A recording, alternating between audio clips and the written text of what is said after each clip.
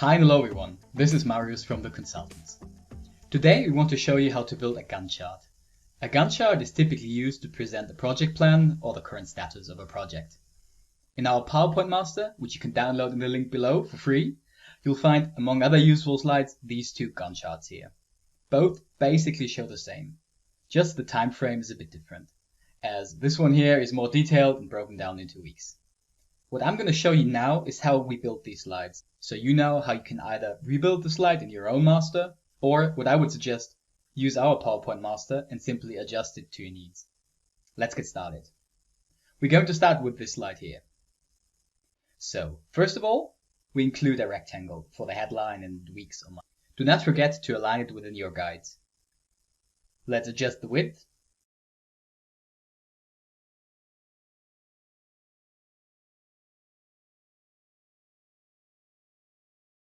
Paint it black and do not forget the white outline. Rename it to milestones or tasks. Adjust the font size. Align left. Here we go. Now we just copy it to resize it to the size we want. In our slide, it is 2.1 centimeters. Obviously, you can adjust the size to your individual needs.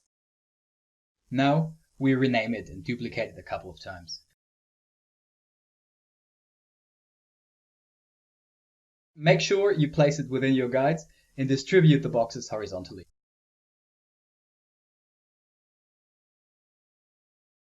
Alright, I've changed the names of the month and centered the text. Now we need more rectangles.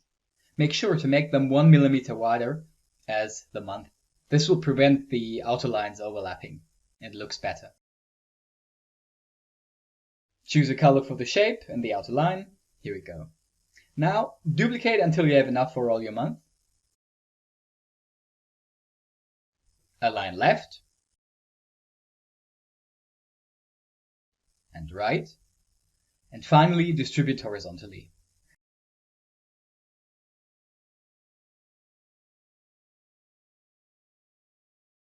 And now choose every other one and change the color to white.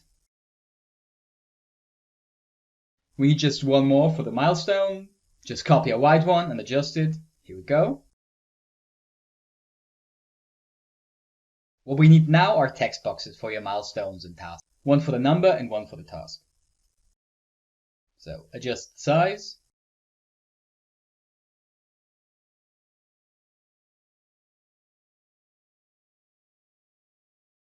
Also font and font size.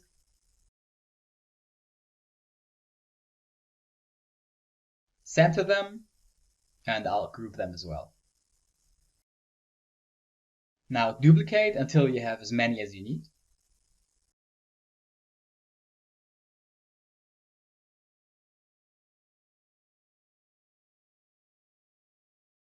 Align left.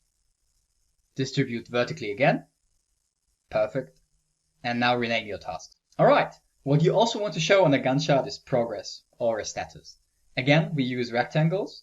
It makes sense to adjust the height to the height of your text boxes.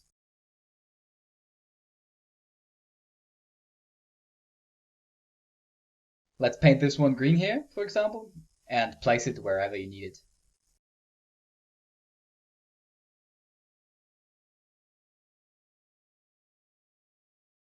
Also, gray makes sense for open tasks. One last thing are icons. You can use these check markers to show your audience that tasks are already complete. And what I also use are stars to hint at important milestones. That's it. Now the second chart here is just a bit more complex because it's broken down into weeks instead of months. I'm just going to quickly show you what to consider while working on it.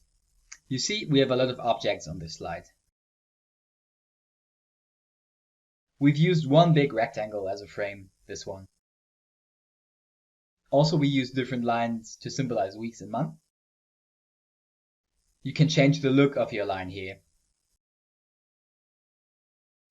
The rest is basically just duplicating text boxes and lines, and make sure to distribute them as well, obviously within your frames or guides. Okay, That's it already for today. If you have any question or problem with the Gantt chart, just drop us a comment. And like always, it would really help us if you hit the subscribe button and leave us a like. Thanks for watching. See you soon.